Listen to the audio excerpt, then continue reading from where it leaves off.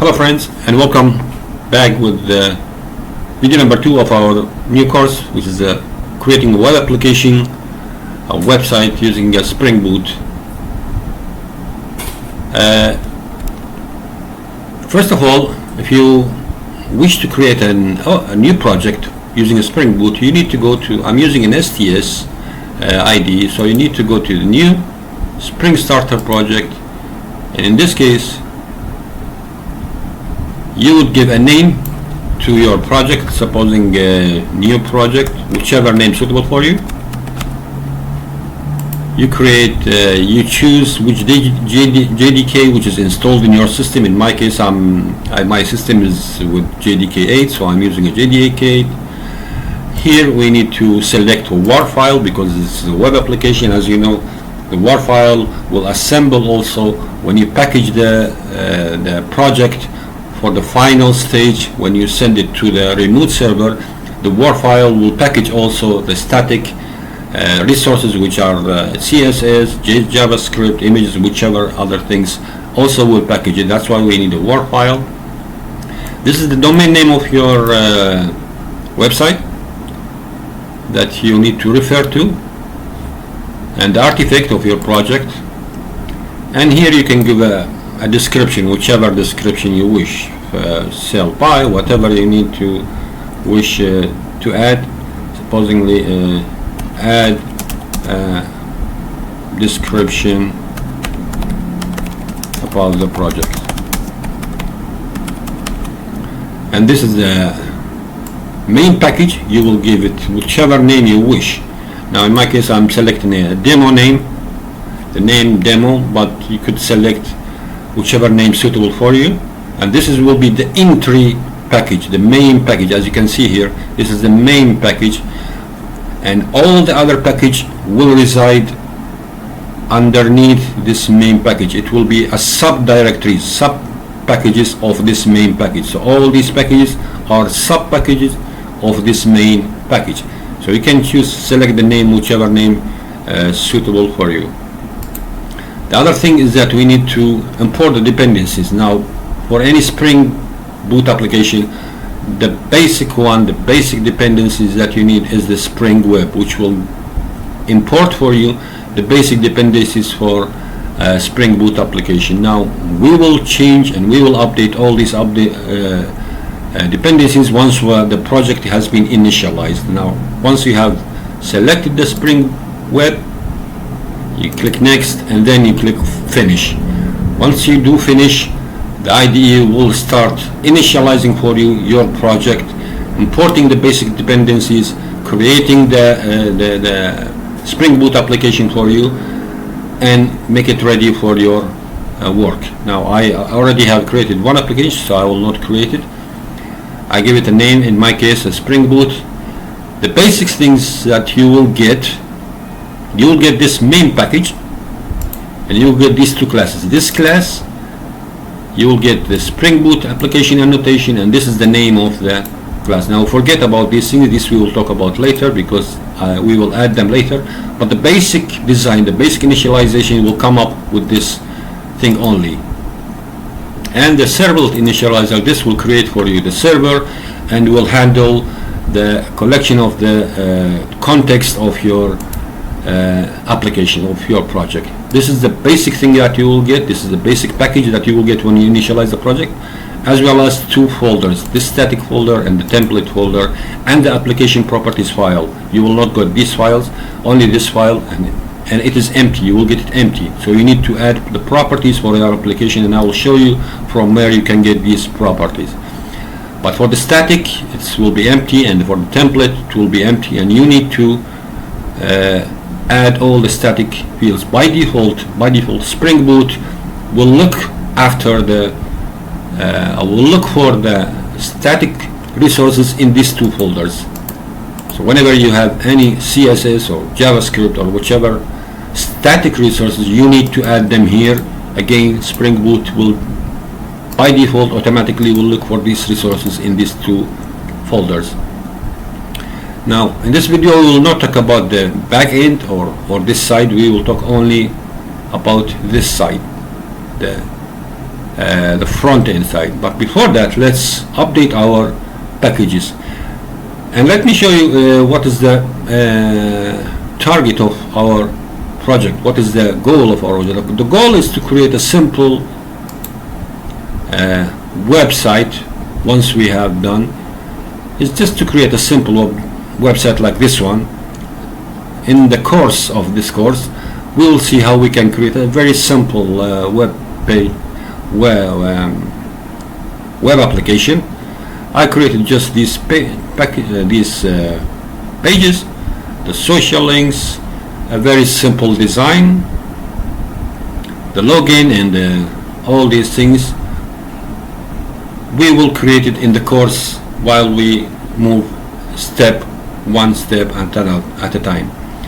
Once you have finished your course, you will be able to customize the design the way you wish, and you change all these things. You can change them suitable for your needs, and the website will be, of course, as I have said, it will be customizable according to the device size. For instance, now this is a smartphone. As you can see, the package or the layout have been changed to fit a smartphone layout, and this is the desktop layout.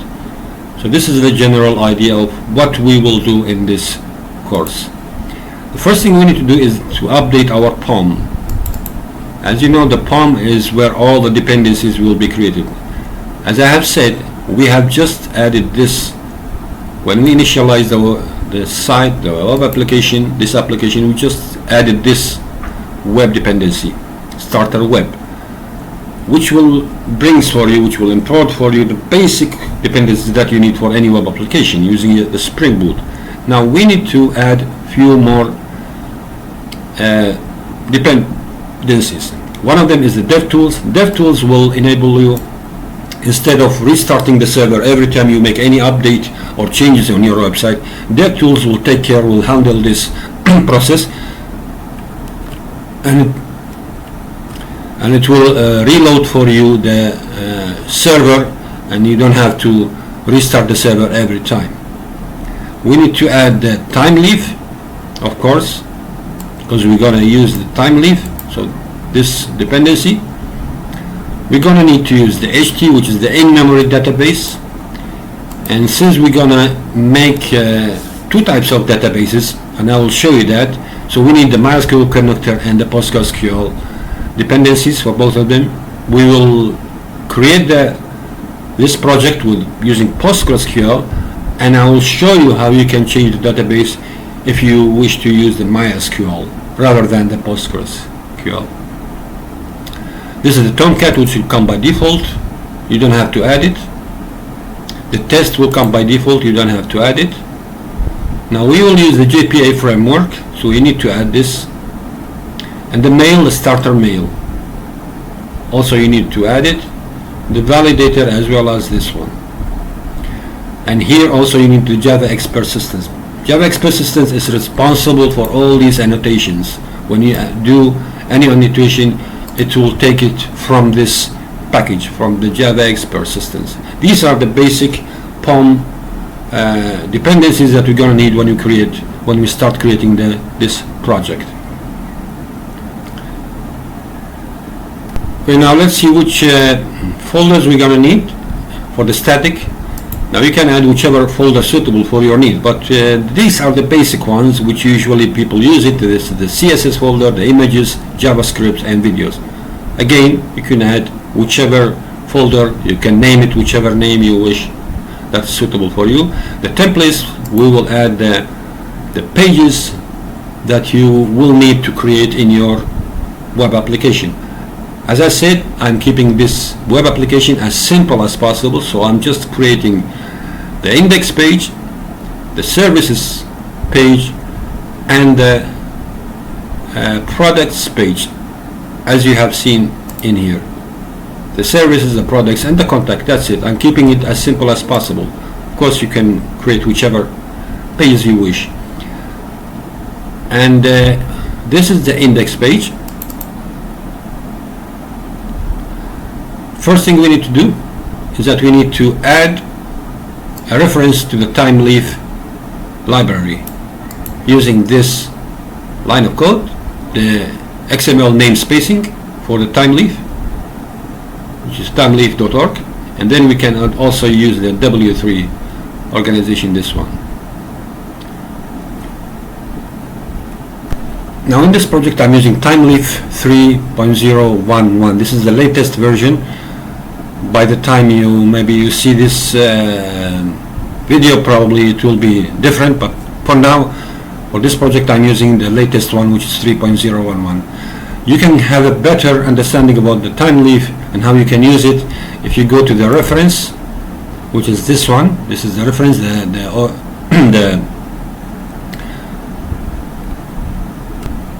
website of the TimeLeaf organization, and you can start from the third point using the text. And I highly recommend that you go through this, and especially step number 4, where you can get the standard expression syntax. I highly recommend that you go through it before you start using the project, or you're creating a project, because it will give you a very, very good insight about the TimeLeaf. At least you will have the basic understanding of how TimeLeaf works. So again, I highly recommend that you go through it, starting from the third point onward. These are the basic things that you need to do, or you need to add. So for instance, some bootstrap things you need to add, some font awesome if you wish, if you would like to add Cloudflare, some jQuery, if you need to add some fonts from Google APIs for fonts. These are very useful links which will enhance the look, the feel and look of your website.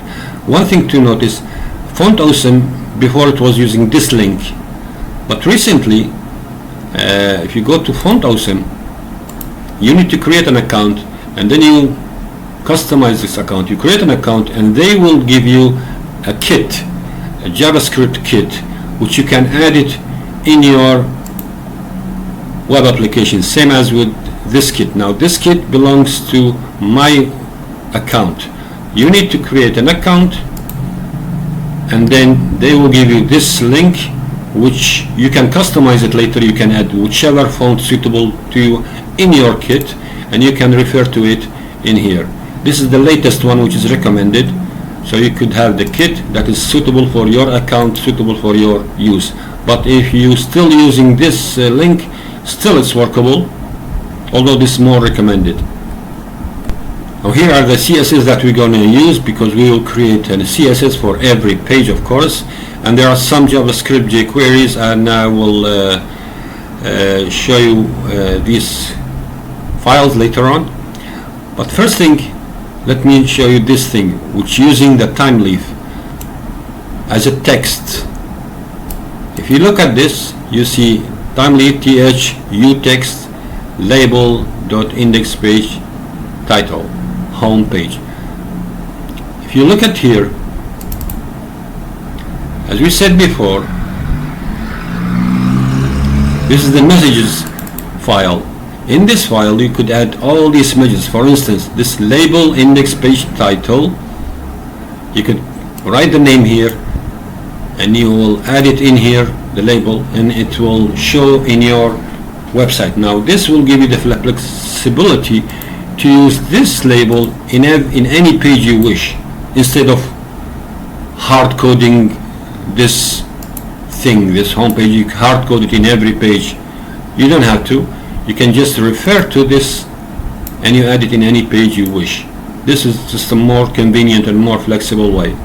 So this is the meaning when you see th utext label index page title and this.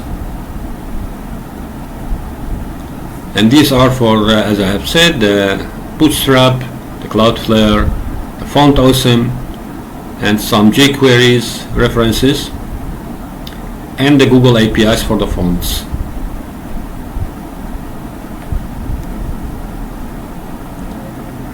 Remember, you see this, the second one, the second TimeLeaf. When you refer to any resource as we have said, Spring Boot will go directly to the static resources. Since we have put a static resources, we have placed this folder in the CSS, so Spring Boot will directly go and look for any static resource in here, and it will see all these folders. So when you refer to any file in the static folder, you just write th/reference @ and then you just write CSS and the name of the static resource, which is in this case index.css. If you wish to go with the old way, this is the old way you have to do. So the same thing you can do for any static reference. You use the th/reference @ and write the folder, whether it's an images or video or JavaScript. Here in this case, we're going to refer to the JavaScript files, the jQuery files, which is available in the static folder, in the JS folder. So what we're going to do is that th/src @ and then we refer to the folder, which is JS, and then the name of the file.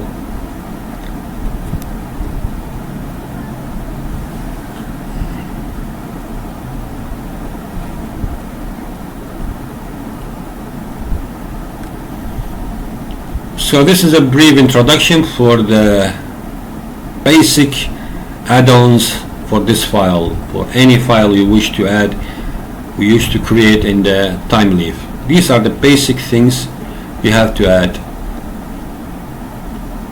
Now let's go start with the design, the basic design of the body. Obviously what you need is a background for any website. You need a background, whether it's a video or what is a page or an image. So what you need to do is to give it a class, create a div,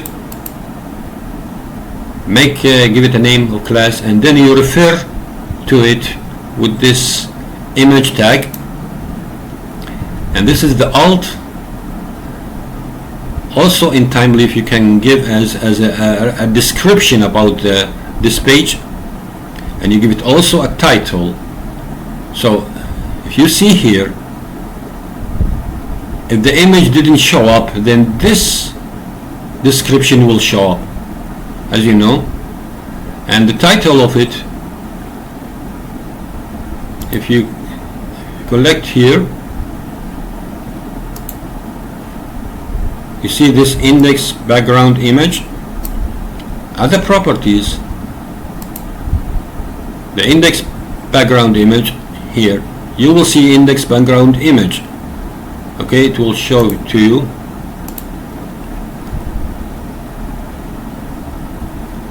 It's not showing.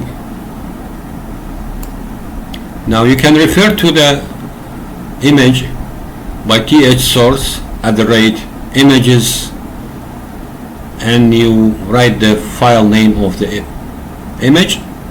If you go with the old way, which is src image disk, this one, and you give it a width and a height for the image.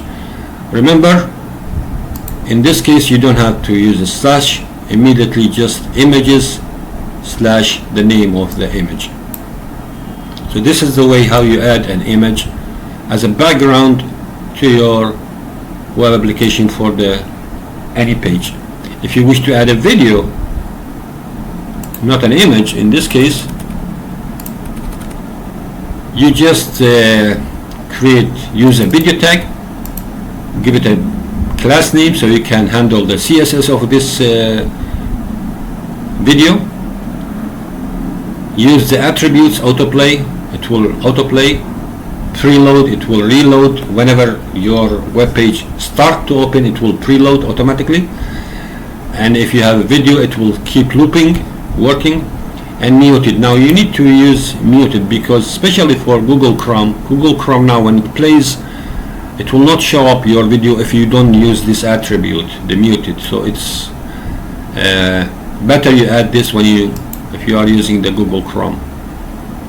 And then you can use the source attribute or the source tag, and show where is your video location, and don't forget to type.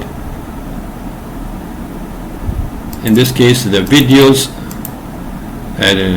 package, and this is the name of the video. This is in case you wish to use a video as a background instead of an image.